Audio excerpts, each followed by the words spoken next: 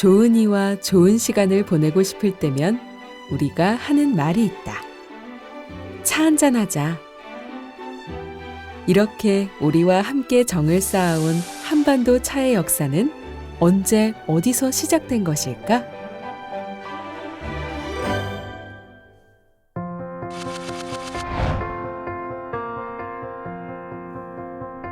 대한민국 티로드를 따라가다 보면 지리산이 품고 있는 보물, 천년사찰 화엄사가 제일 먼저 웅장한 모습을 드러낸다.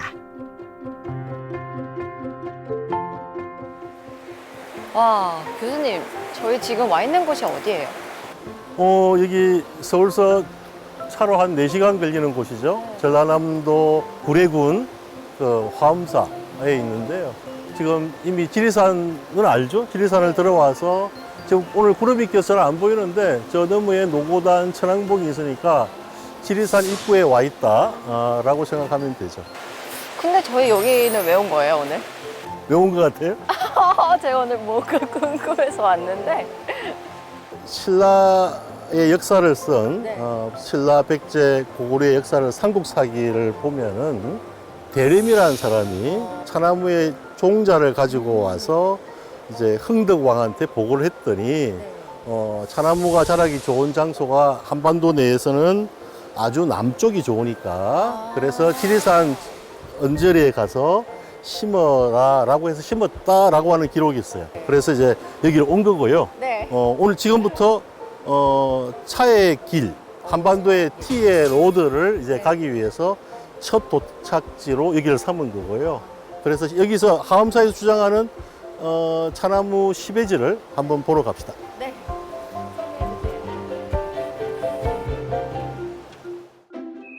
아, 여기 이렇게 표시를 해놨구나. 한반도는 물이 굉장히 깨끗해요. 네. 그래서 그냥 냇가에 저 계곡에 흐르는 물도 지금은 안 마시지만 옛날에 마실 수 있었죠. 네. 근데 중국 북방은 석회질로 된 흙들이 굉장히 땅이 많아서 희뿌연 색깔이 나요.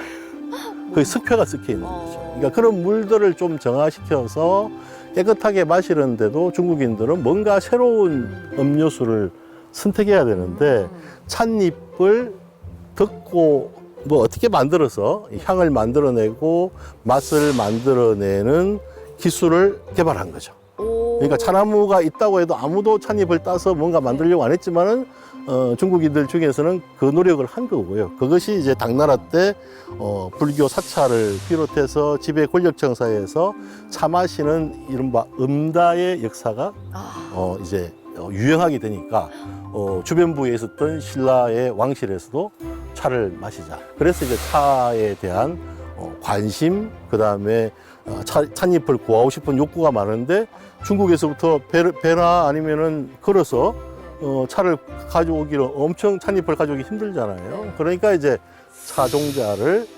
가지고 와서 심자. 하지만 지금처럼 그 고유한 기술이니까 예? 못 준다 이런 건 아니었던 시대였죠. 네. 그러니까 이제 몰래 숨겨온 게 아니고 그냥 당당하게 얻어와서 심어야 되는데 가장 좋은 한반도의 적지가 어딜까 했더니 지리산 언저리라고 한 표현은 뭐냐, 지리산 북쪽이 아니고 지리산 남쪽의 남해안에 전라남도에서부터 경상남도에 흐르는 이 남해안 해안선 쪽이 강수량도 그렇고 겨울 최저 온도가 보통 지금은 좀 많이 온도가 높아졌는데 보통 영하 1도에서 영상 1도 사이예요. 그러니까 이제 가장 좋은 거죠. 여기가 가장 좋은 곳이다. 그래서 이 남쪽 지리산의 노고단 천왕봉을 봐는 남쪽이 시베지로서는 이제 좋은 곳인데 뭐 이 중에 한 곳이다라고 이야기할 수가 있죠. 차나무는 온도가 15도 이상을 유지하는 곳에서만 찻잎을 수확할 수 있다. 북위 36도선까지 차나무가 자란다고 하더라도 한반도의 남해안 연안을 제외한 다른 지역에서는 좋은 찻잎을 구할 수가 없다. 차를 영어로 뭐라고 불러요? 티? 티? 네. 카? 티. TEA라고 영어로 네네네네. 되죠. 그런데 이제 여기 잘 보면은 네. 이제 이 한자가 나오죠, 그죠? 네. 지금은 차라고도 읽고 다라고도 읽죠, 네. 그죠? 다방할 때도 이거고, 네. 그다음에 차 마시러 가자 그럴 때도 요 차를 한자는 똑같아요. 네. 근데 원래 이 차의 한자는 중국에서 원래 차나무 잎을 이제 찻잎을 마시기 시작했던 시기에 초창기에 나온 한자는 요 밑에가 요 글자 위에 하나가 더 있어서 도라고 읽었어요. 도라고 읽다가 그 다음에 당나라 때 다가 돼요. 근데 당나라 때 중심에 있던 사람들이 그 이후에 여러 가지 이유로 중국의 양자강 남쪽, 상하이의 남쪽으로 대거 이주를 하게 돼요. 그 사람들은 계속 이 한자를 다라고 불렀던 거죠. 네. 그리고 송나라 때 들어오면은 이 중심에 있던 사람들은 이것을 차라고 불렀어요.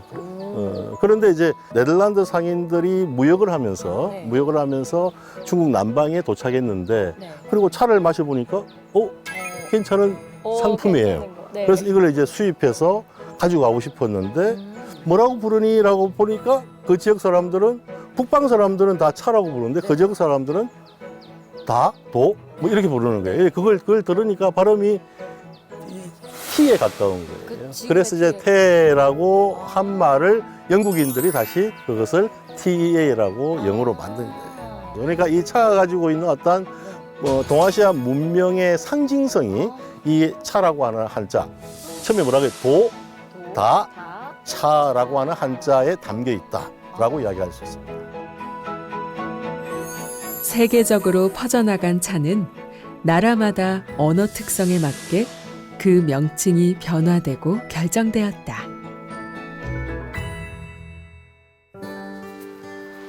교수님, 근데 저희가 여기 화엄사를 돌아보다 보니까 주변에 차나무가 굉장히 많더라고요. 혹시 이 차랑 불교랑 어떤 관계가 있나요?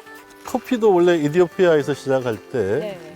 각성제잖아요. 잠을 안 자게 네. 하고, 그죠? 그러니까 가장 즐겨 좋아했던 사람들이 수도를 하는 사람, 종교인들이었죠. 선종이 유행을 하는 시기에는 이제 그 각성을 하고 이렇게 혼미한 상태에서 정신을 맑게 하기 위해서는 반드시 그 당시에 가장 좋은 음료가 차를 마시는 거죠. 그러니까 차의 시발은 다르지만 차가 유행하게 되는 것은 불교의 융성, 불교의 확산, 이것이 굉장히 같은 길을 따라가게 되죠. 불교가 유행하면서 그렇죠. 차도 같이. 그렇죠. 그 세기가 이제 7세기, 8세기 당나라에서 유행하게 되고 그것이 다시 불교를 이미 수용했지만도 유학을 갔다 온 여러 사람들 이동이 있는 당나라 시기에 이제 한반도에도 차 마시는 음다의 행위가 불교 성녀들을 중심으로 해서 이제 수용이 되었고 불교를 적극적으로 믿었던 왕실에서도 적극적으로 후원을 해준 거죠. 네. 그러니까 이제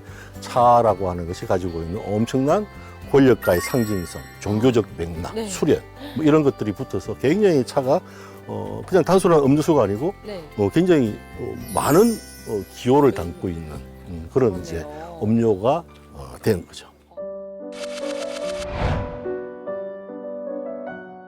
티로드 때문이 아니더라도 보성에 오면 꼭 가봐야 할 곳 1위가 바로 이곳, 보성 녹차밭이다. 여기가 그 유명하다는 보성다원인 거죠? 영상에서 많이 보죠, 그죠? 네. 근데 일본이나 중국이나 한국이나 다원은 되게 비슷해요.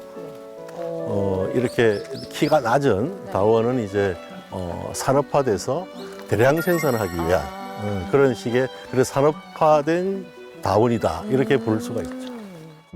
보성은 전국 차 생산량의 40%를 차지하고 있다. 4월에는 녹색 물결이 장관이다. 자, 요거 한번 따볼래요? 요거요? 아주 작은, 제일 작은 거. 제일 작은 거, 요 안쪽에 있는 거. 이거요? 오. 그거 한번 따서 입에 한번 해보세요. 어떤 맛이 나는지 한번 설명해 보세요. 느낌이 와요? 응? 녹차라는 생각이 안 들 정도로 약간 달달한 그런 맛이 나는 것 같아요. 그렇죠, 그죠? 네. 그러면 이거하고 한번 비교해 봅시다. 자, 많이 먹으면 안 되고. 자, 이만큼?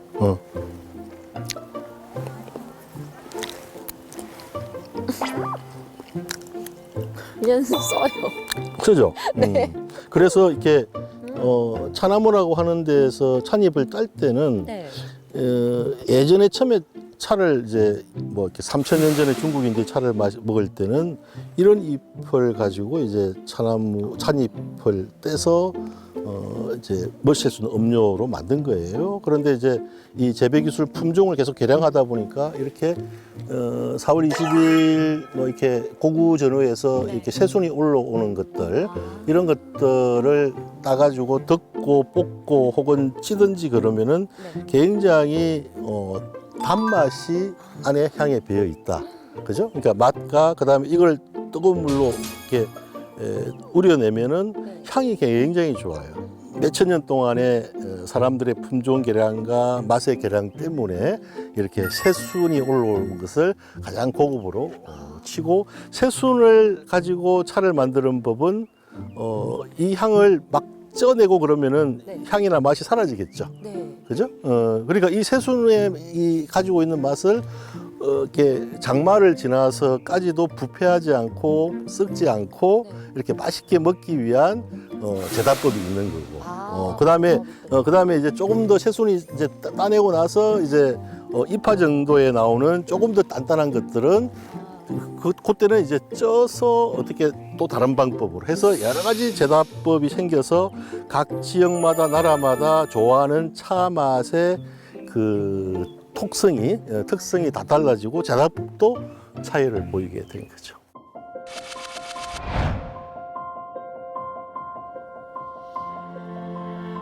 보성의 자랑이 녹차라면 강진의 자랑은 단연 다산 초당이다.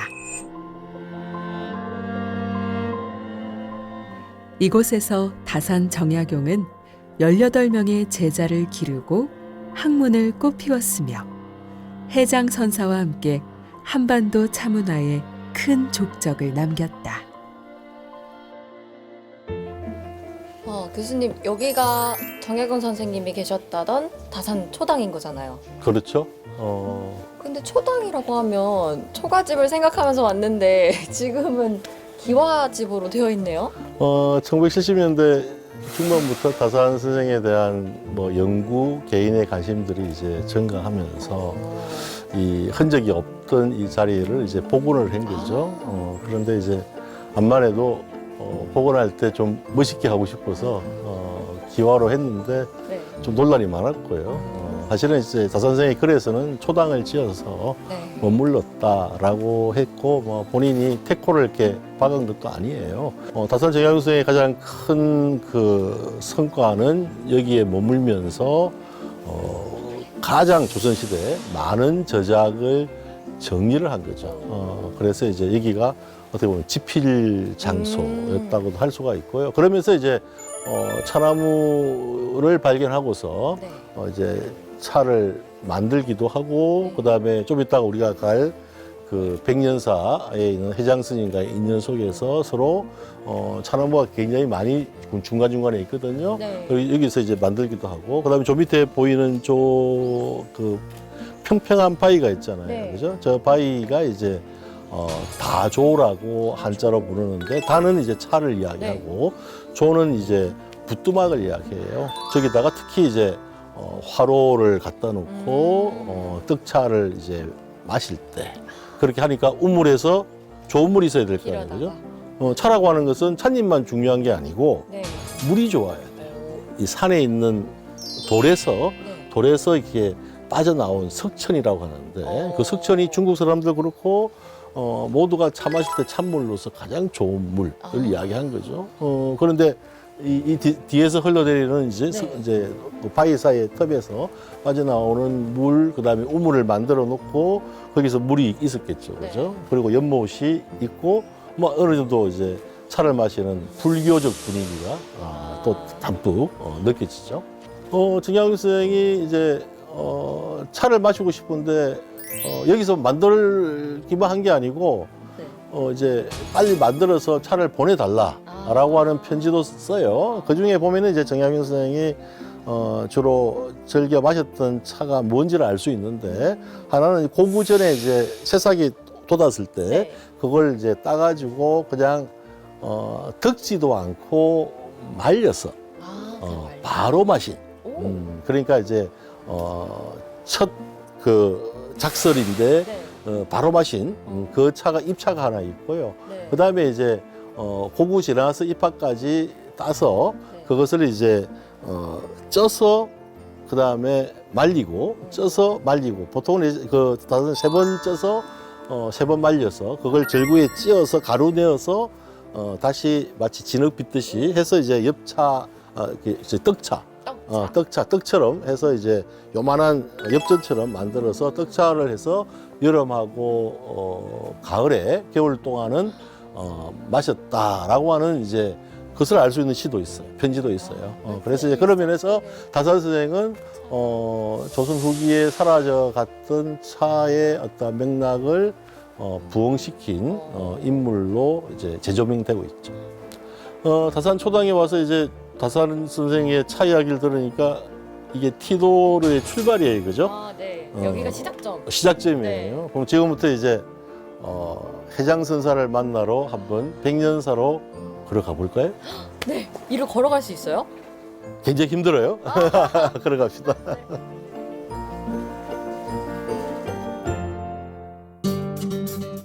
다산 정약용의 발자취를 따라 해장선사를 만나러 가는 길. 백년사에서 다산 초당으로 이어지는 오솔길에서 역사 깊은 차의 향기가 느껴진다. 여기는 군데군데 이렇게 차나무가 자라고 있는 걸 볼 수가 있죠. 또 한번 찾아볼까? 어디 있는지? 저기. 왜 차나무라고 그냥 확신을 해요? 동백보다 어. 잎이 작고 네. 많고 네. 이렇게 보면 이렇게 새순이 딱 어. 올라와 있는 게 새순이 올라와 있죠, 네. 그죠? 지금이 이제 고구가 막 지난 때니까 이걸 볼 수 있는데 이제 5월 말 지나서 6월 달에 오면은 이 순이 안 올라오는 거죠. 그러니까 그런 면에서 사람들은 이게 차나무인지 모르는데 이게 차나무는 한반도에 자라는 차나무는 중국 남방에 자라는 차나무는 잎이 넓어서 네. 대엽이라고 해요. 근데 이거는 소엽이잖아, 우리는, 그죠? 네. 이렇게 입이 좀 빼쪽하죠, 그죠? 이게 네. 길쭉하잖아요, 그죠? 네. 그래서 이거는 차나무고, 동백은 다르잖아요. 잎이 넓죠, 그죠? 그리고 이제 대나무하고 같이 좀 군락을 이루고 있을 때는 햇볕이 들어왔다 나갔다 하면 대나무 흔들릴 때마다 대나무가 네. 모든 걸 가리지 않잖아요, 네. 그죠? 그래서 이제 그러면 상태가 굉장히 좋아서 반드시 4월 중순에서 5월 중순 말 정도에 와야지 이 길에서 새순이 돋아 있는 차나무를 볼 수 있어요. 이 길이 이제 다산 선생이 해장선사를 만나기 위해서 백년사로 가는 길이잖아요. 내가 이제 아까 보내준 다산 선생이 이 길을 가면서 지은 시가 있죠. 네. 시 한번 읽어볼까요? 제가 한번 읽어볼까요? 삼경에 비 내려 나뭇잎 때리더니 숲을 뚫고 햇불아 나왔다오. 해장과 참으로 연분이 있는지 절간문을 밤 깊도록 열어놓았다네. 여기서 이 시에서 나오는 삼경이라고 하는 것은 밤 11시에서 1시 사이 야밤이죠. 네, 완전히 아시죠? 야밤에 너무나 보고 싶으니까 다산 선생이 햇불을 들고 네. 그러니까 비가 뚝뚝뚝 떨어졌으니까 아마도 한겨울은 아니고 네. 그래서 이제 이 길을 넘어서 우리가 가는 것처럼 이 길을 통과해서 갔는데 회장도 그걸 알고서 마음이 서로 멀리 거리가 떨어졌지만 네. 통했던 거죠. 이렇게 절간에 오는 문을 살짝 열어놓아서 오시라고. 그래서 이제 그 느낌을 엄청나게 이렇게 잘 시로 써놨죠. 우리도 한번 가봅시다. 그러면 이제 회장이 문을 살짝 우리를 위해서 열어놓은 걸 발견할 수 있겠죠.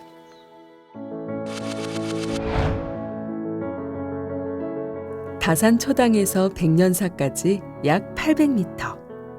이 길은 다산 정약용과 해장선사에게 우정의 연결고리이자 차의 교두보였다. 그래서일까? 오랜 유배가 풀려 고향에 돌아가서도 다산 정약용은 평생 이곳을 그리워했다고 전해진다. 힘들죠? 오솔길이어서 그 다산 정약용 선생님과 해장선사의 우정의 길을 저희가 함께 걸어왔는데요. 그 아까 읽었던 시처럼 그 절간문을 통해서 여기로 해장선사를 만나러 왔다는 거죠? 뭐 바다가 보이지기는 하지만은 또 굉장히 벽지잖아요. 여기서 이제 뜻이 맞는 두 사람이 의기투합을 했으니까 네. 아까 시에서도 삼경이라고 그랬죠. 삼경은 밤 11시라고 그랬잖아요. 그죠? 밤 11시에 횃불을 켜고 여기 도착을 했죠. 그러니까 이제 얼마나 외로운데 서로 대화하고 이야기하고 그다음에 차 마시고 뭐 간혹 술도 마시고 그래서 이제 서로 간에 우정을 나누었다고 볼 수가 있고요. 우리가 걸어온 길에서 이까지는 제가 보기에는 조선 후기 19세기 초반에 진정한 부엉된 네. T로드의 생생한 길, 거기다가 해장의 또 제자이고 다산의 제자인 동다송이라는 책을 쓴 초이선사는 이 백년사에 머물기도 하면서 다산한테 많은 공부를 배웠으니까 어떻게 보면은 다산, 해장, 초이가 야생 차나무를 발견하고 차도 만들고 만드는 차를 마시기도 하고 지식을 교류했던 그런 길을 우리가 이제 걸어와서 백년사 대웅전 앞에 도착한 거죠. 네, 밤에 몰래 횃불을 들고 와야 될 것 같은 그런 느낌이에요. 티로드를 따라 강진에 오면 절로 발길이 멈추는 곳이 있다. 우리 선조들의 예술혼을 만날 수 있는 고려시대 도자의 성지, 고려청자박물관이다. 여기는 고려 시대 때 청자를 구웠던 가마트 위에 만든 박물관인데요. 고려 시대 시대별로 청자의 중요한 자료들을 이제 쭉 보여주고 있죠. 근데 우리 여기 왜 왔을까요? 저희가 T로드를 걷고 있었는데 차랑 청자랑 어떤 관련이 있길래 저희가 여기에 온 걸까요? 고려 시대 사람들은 불교고 차를 많이 마셨잖아요. 그럼 차를 마신 그릇을 다구라고 하는데 네. 그 다구가 어디에 있을까? 모양은 어땠을까? 그럼 어떤 식으로 차를 만들고 마셨을까? 그걸 알고 싶은데 그 정답을 제공해 줄 곳이 바로 이 T로드 안에 이 강진의 청자박물관에 있는 거죠. 완이라고 하는 것은 이렇게 대접보다는 작은 그런 그릇을 이야기하는데 이게 감상용이 아니고 실제로 사용된 거예요, 고려시대 때는. 그러니까 미술품이지만은 실제 생활용구죠. 이제 역삼각형에 가까운 이 완은 다른 말로 하면은 차를 뜻하는 다를 써서 다완 혹은 차완이라고 부르는 거예요. 여기에 차를 네. 마셨다고요? 예, 여기에 차를 마신 거예요. 임진왜란이 나기 전에 일본인들 중에서 번주 사무라이들은 네. 그렇게 말차를 마시는 것을 엄청난 자기의 권력의 상징으로 드러냈어요. 그런데 차를 마시려면 다구가 있어야 되겠죠. 그죠. 필요하니까. 그죠? 네. 화로도 있어야 되고 맷돌도 있어야 되고 그다음에 주전자도 있어야 되고 이렇게 차를 마시는 다완도 있어야 되겠죠. 근데 일본은 이 1200도 이상의 가마 온도에서 구워내는 자기를 구울 줄을 몰랐어요. 임진왜란 전까지는. 그래서 이제 학자들 연구에 의하면은 임진왜란 나기 전에 일부 큐슈 지역에 있는 번주들이 네. 조선에 와서 가마꾼들한 그 도자기 자기 굽는 장인들한테 돈을 주고 가르쳐주고. 주문 제작을 한 거예요. 실력은 자기들은 없으니까 주문 제작을 해서 자기들 필요한 이런 류의 형태의 다완을 구워서 가지고 갔다라고 하는 거예요. 그러니까 우리가 주문 제작해 준 거죠. 네. 그러니까 이제 그렇게 하니까 너무 귀찮잖아요. 네. 그럼 결국 임진왜란이 나서 큐슈에 있는 많은 번주 사무라이들이 왕창 잡아간 사람이 누구냐 하면은 자기 장인들이에요. 그래서 역사의 결과로 따지면은 일본 학자들은 임진왜란을 다른 말로 다완 전쟁이라고 불러요. 네. 그래서 스스로 이제 조선 장인들이 직접 운영한 가마에서 일본식 다완 다구가 생산되기 시작했고, 그래서 사실은 기술은 우리가 굉장히 뛰어나고 고려청자도 그렇고 우리가 가르쳐 줬잖아요. 하지만 최근까지도 서유럽 사람들은 도자기를 잘 굽는 사람들 그러면은 중국인하고 일본인만 생각하고 한국은 싹 빼는 그런 이제 안타까운 일이 있었던 거죠.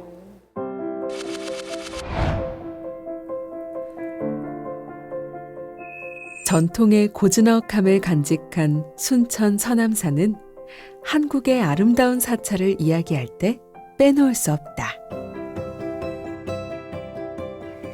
여기는 순천시에 있는 성주읍에 있는 서남사라고 하는 절이에요. 여기에서는 저희는 어떤 걸 하러 왔죠?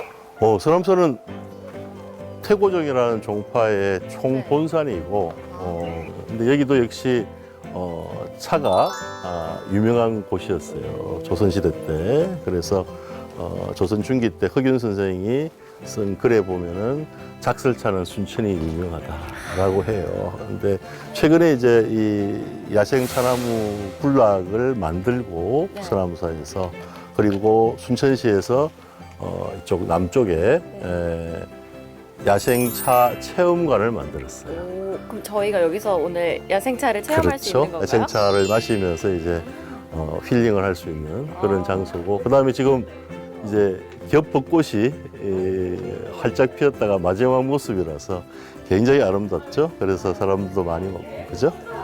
하늘색도 너무 좋고 이 푸른 나무색도 너무 좋고 여기에 꽃까지 완전 완벽한데요? 자, 그러면은 우리 야생차 마시러 한번 가봅시다. 네.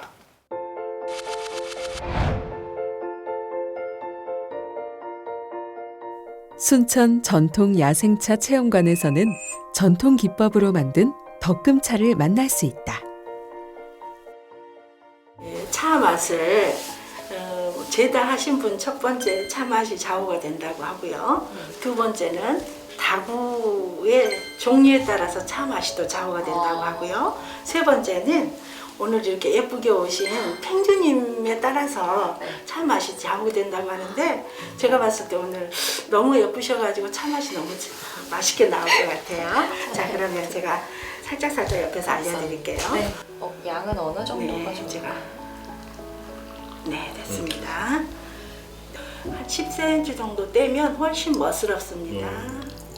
그래서 이 소리가요, 차는 맛으로 드시고 향기로 드시고 색깔로 드시는데요, 또 하나 소리로도 드십니다. 네, 감성으로 드시는 차 시간입니다. 자, 잔을 데울 때 윗어른 잔 따를 때도 약간 한 10cm 정도 떼서 예쁘게 또로로 가득 채워서, 지금 이 따르는 물은 찻잔을 데우는 의미가 있습니다. 두 번 정도. 네. 한번 이 정도가 적당할까요? 네. 한 번 더 그만큼 넣으시겠습니다. 근데 차양이 다른 데보다 조금 많은데요. 그 이유는 이렇게 해서 중요한 이야기, 서로 소담스러운 이야기를 길게 나누시려면 차를 여러 번 우려 드시기 때문에 조금 차 양을 많이 넣었습니다.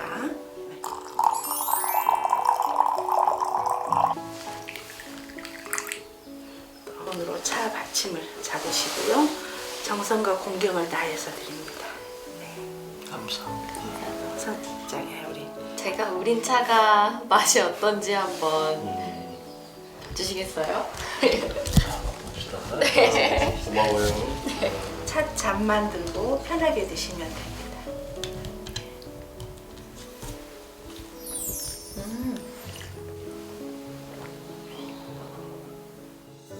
약간 첫 잔이라서 좀 우러나온 게 약간 덜한 느낌이죠. 그러니까 한 번 더 이제 두 번째 잔을 마시면 훨씬 더 맛있겠죠. 어때요? 느낌을 이야기해봐요. 정말 그 첫 잔보다 첫 잔은 약간 맹맹한 느낌이 있었는데 두 번째 잔은 깊어지고 그 단맛도 느껴지는 것 같아요. 이 차를 마셨는데 단맛이 입속에 퍼진다라고 하면은 차를 마셔보지 않은 사람들은 이해를 못할 수도 있겠네요. 안 믿기도 해요. 근데 지금 어때요? 근데 저는 이번에 확실히 차의 단맛이 뭔지 알게 된 것 같아요. 이 향도 달달한 향이 나고 심지어 입에서도 단맛이 맴돌고. 이렇게 지금 코로나 상태에서 비록 많이 사람들을 대면할 수 없지만 차는 대화의 산물이라서 다담이라고 해요. 차 다자를 쓰고 이야기하는 담을 써요. 하지만 차는 혼자서 고독스럽게 마셔도 굉장히 생각을 맑게 만드는 수도의 음료잖아요. 그죠? 정말 이 향과 맛과 소리까지 이렇게 듣다 보면은 많은 생각들을 정리할 수 있을 것 같아요, 혼자서도. 그래서 직접 이 남도에 와서 네. 야생차밭에서 특히 양력으로 4월, 5월 달에 와서 차 순이 네. 일지, 이지, 일창이 네. 작슬이 네. 3세 혀가 이렇게 튀어나온 그 순이 나올 때 현장을 목격하고 그 다음에 다산 정약용 선생과 회장 스님과 그 다음에 초이서사의 흔적이 있는 차의 길을 걸어가면서 다니다가 이 서남사 아름다운 절의 한켠에 자리 잡고 있는 이 체험관에서 차를 한 잔 마십니다. 과거와 현재를 잇는 소중한 순간을 오롯이 차와 함께하며 잘 우려낸 한 잔의 역사를 따라간 한반도 티로드. 과거 우리 선조들이 지킨 우리 땅, 우리 차를 제대로 즐겨보는 건 어떨까?